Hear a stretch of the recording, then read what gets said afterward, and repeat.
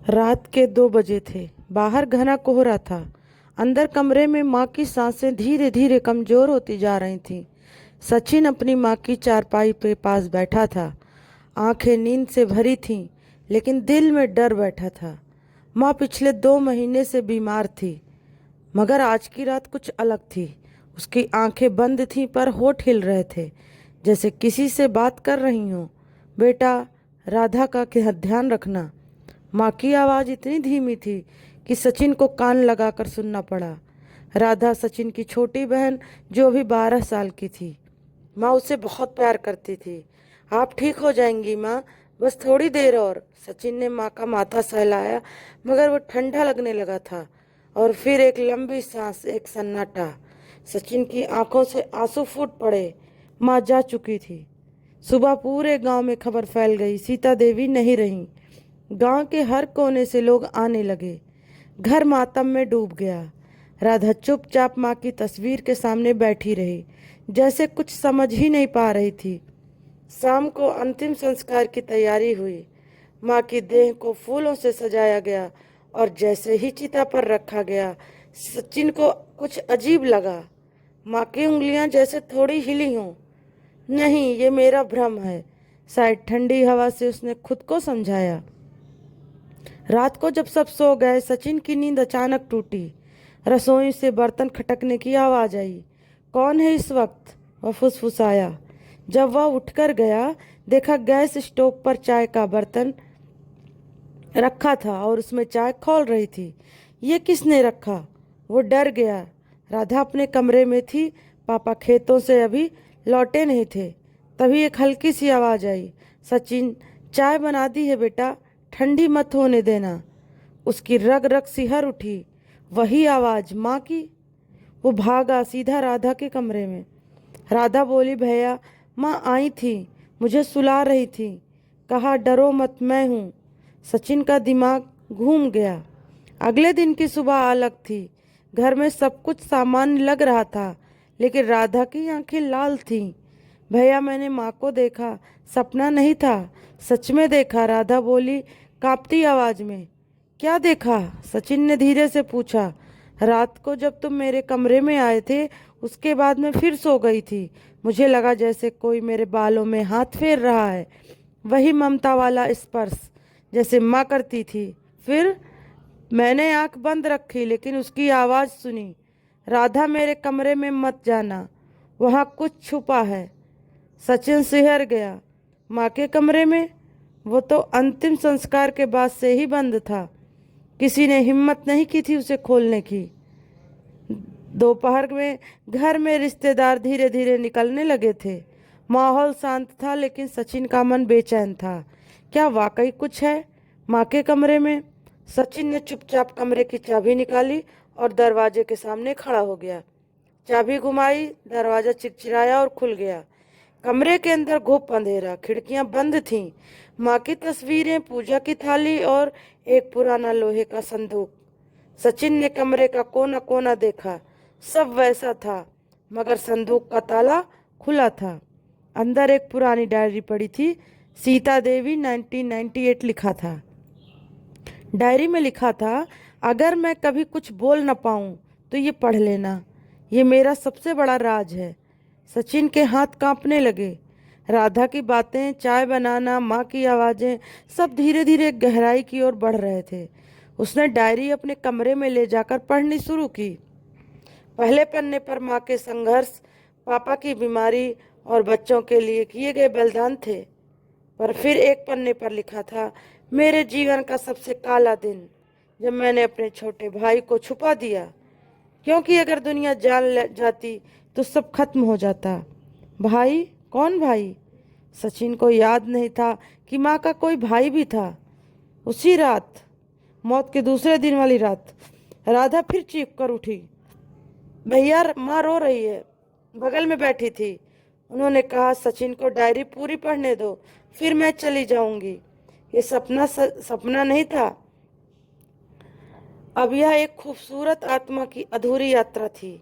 एक ऐसी यात्रा जो अगले 5 दिनों में सचिन और राधा की जिंदगी को हमेशा के लिए बदलने वाली थी। क्या सचिन डायरी में छुपे राज को जान पाएगा?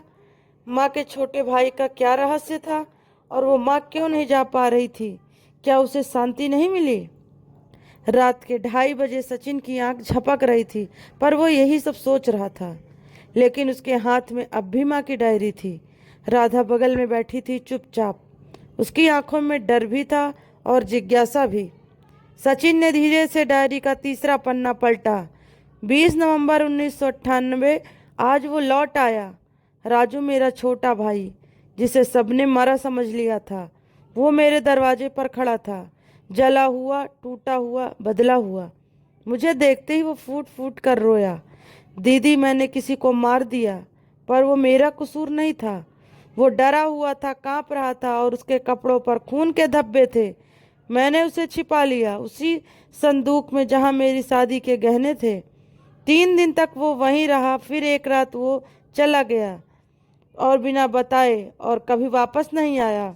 मैंने कभी किसी से कुछ नहीं कहा। मैं डर गई थी, पर आज भी वो सपना आता है। राजू मुझे बुला रहा है। दीदी, तुमने मेरा सच दुनिया को क्यों नहीं बताया?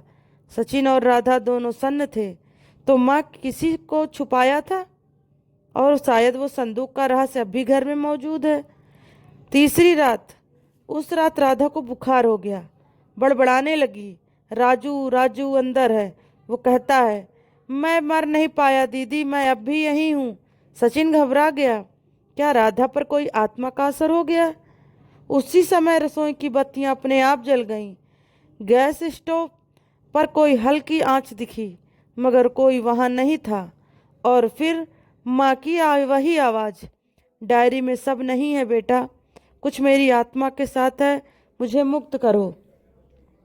सुबह सचिन ने निश्चय किया, अब मैं सब जानकर ही रहूंगा। इस घर में क्या छुपा है? माँ की आत्मा को मुक्ति क्यों नहीं मिल रही?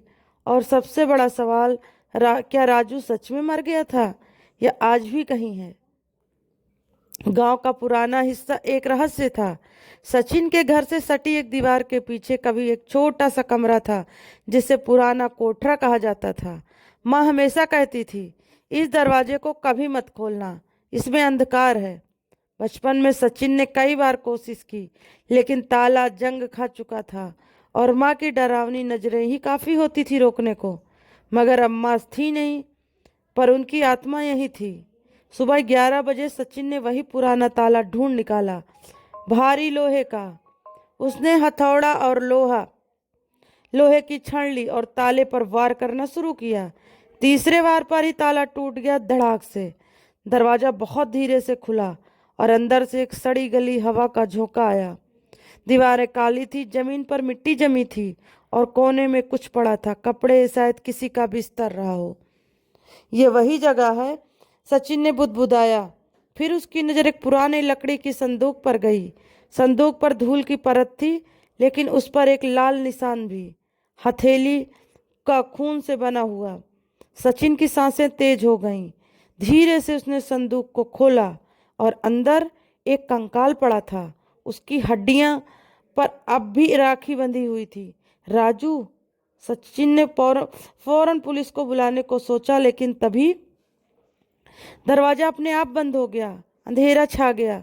एक आवाज गूंजने लगी, दीदी, मैंने तो कहा था मुझे बाहर मत निकालना, अब बहुत देर हो चुकी है। राधा उसी वक्त बाहर से चिल्ला रही थी, भैया दरवाजा खोलो, अंदर मत रहो, वो अंदर है। और अंदर सचिन की आंखों के सामने एक काली परछाई उभरी, लंबा झुका हुआ शरीर, टेढ़ा चेहरा। राजू! लेकिन उसके चेहरे पर गुस्सा नहीं, एक दर्द था। उसने मुझसे कहा, मुझे न्याय चाहिए। अगली सुबह गांव में हंगामा मच गया। घर में मिले कंकाल की खबर जंगल में आग की तरह फैल गई। पुलिस आई, बयान लिए गए। सचिन ने माँ की डायरी और कंकाल के सबूत को सौंप दिया। पोस्टमार्टम रिपोर्ट में साफ हुआ, राजू को जहर दिया गया था, वो मारा गया था, छिपा नहीं था। अब सचिन के मन में आग थी, माँ ने झूठ क्यों बोला, या फिर क्या किसी ने माँ को भी धोखे में रखा था? और अब सबसे बड़ा सवाल, राजू के साथ क्या हुआ? ये सब किसने किया? पुलिस केस दर्ज हो चुका था, कंकाल का डीएनए टेस्ट करवाया गया और रिपोर्ट ने सबको हिला दिया। वो कंकाल सच में राजू का था। मगर एक और चीज सामने आई, उसके नाखूनों के नीचे किसी और के डीएनए के निशान थे। राधा की तबीयत फिर से बिगड़ गई थी। वो बड़बड़ा रही थी, माँ को मत देखो उस नज़र से, उन्होंने किसी को नहीं मारा, सच्चाई किसी और दीवार में बंद है। रात 2:15 सचिन को झटका सा लगा जब उसने माँ की डायरी के आखिरी हिस्से को पलटा। एक अधूरी पंक्ति थी, मैंने अपने भाई को नहीं मारा, लेकिन अगर ये सच बाहर आया तो वो मुझे भी खत्म कर देगा। वो कौन था? सचिन के दिमाग में सिर्फ एक नाम आया, पिताजी। पर एक और गवाह था घर में।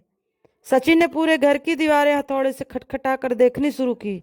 एक जगह रसोई की दीवार के पीछे एक खाली जगह थी। हल्की सी गूंज आई, दीवार तोड़ दी गई और पीछे एक छोटा सा तहखाना निकला। अंधेरा, तंग, सड़ा हुआ। अंदर से कुछ कागजात मिले, एक बोतल और एक पुराना टेप रिकॉर्डर। रिकॉर्डिंग चालू हुई। अगर ये रिकॉर्डिंग कोई सुने तो जान ले, राजू को मैंने नहीं मारा, पर मैंने देखा था कि उस रात बाबा जी आए थे।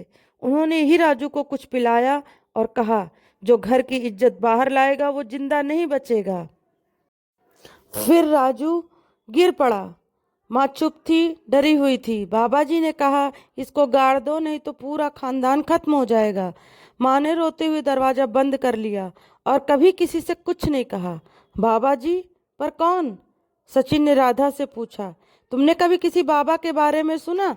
राधा कांपते हुए बोली, माँ हमेशा कहती थी गांव के तांत्रिक से दूर रहना, वो राजू को लेकर सब कुछ जानता है। अब सचिन के सामने दो रास्ते थे, पुलिस को सब बता देता या खुद उस तांत्रिक से मिलता और माँ की आत्मा को मुक्ति दिलाता। सचिन ने अब फैसला कर लिया, अब मैं उस आदमी से मिलूंगा जिसने माँ को डराया और राजू को मारा। अगले दिन सचिन गांव के बाहर उसी तांत्रिक की झोपड़ी पर गया। वो अब भी जिंदा था, बूढ़ा, पर आंखों में वही शैतानी चमक। उसने सचिन को देखते ही कहा, तो राजू का पिंजरा तूने खोल दिया, अब माँ की आत्मा भी नहीं बचेगी। गांव के बाहर पीपल के पेड़ के नीचे एक पुरानी झोपड़ी थी। सचिन जब वहां पहुंचा तो हवा में कुछ अजीब सी गंध थी, जैसे बासी खून और राख मिली हो। झोपड़ी के अंदर एक आदमी बैठा था, झुकी कमर, उलझी दाढ़ी और आंखें लाल। वही तांत्रिक जिसे गांव के लोग काली बाबा कहते थे। सचिन ने बिना डरे पूछा, राजू को तुमने क्यों मारा? बाबा हंसा, मारा नहीं, उसे बंद किया। उसने वो देखा जो उसे नहीं देखना चाहिए था। 25 साल पहले राजू ने उस रात कुछ देखा था। तांत्रिक और सचिन के पिताजी किसी कमरे में अजीब क्रिया कर रहे थे। काला धागा, इंसानी बाल और एक छोटे बच्चे की तस्वीर। राजू ने माँ को बताया। माँ डर गई, बोली वो बहुत ताकतवर है, चुप रहो। पर राजू चुप नहीं रहा। उसी रात उसे दूध में कुछ मिलाकर पिलाया गया और फिर उसे मारकर उस दरवाजे के पीछे बंद कर दिया गया। तांत्रिक ने खुद सचिन को बताया, गर्व के साथ। और माँ?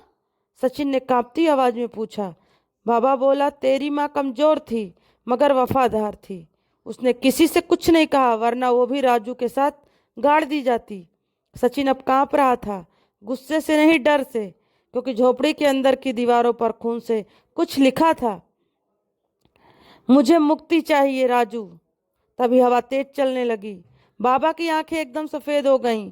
उसने जमीन पर गोबर से बनी आकृति पर राख फेंकी और बड़बड़ाने लगा, तू आया है मुझे खत्म करने?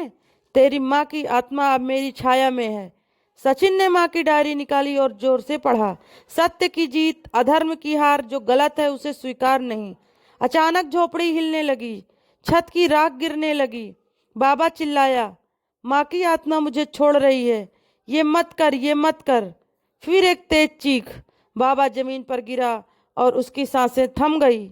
सचिन को कुछ भी समझ में नहीं आया, पर एक बात साफ थी, माँ की आत्मा आजाद हो चुकी थी। राधा दौड़ती हुई आई, उसके हाथ में माँ की एक पुरानी तस्वीर थी। उस तस्वीर पर एक पुराना धब्बा हट चुका था। माँ अब मुस्कुरा रही थी। तो दोस्तों, आपको हमारी ये कहानी कैसी लगी प्लीज़ कमेंट करके ज़रूर बताइएगा, और अच्छी लगी हो तो लाइक शेयर करना ना भूलिएगा। फिर मिलते हैं दोस्तों आपसे एक नई कहानी के साथ। तब तक के लिए दोस्तों, नमस्कार।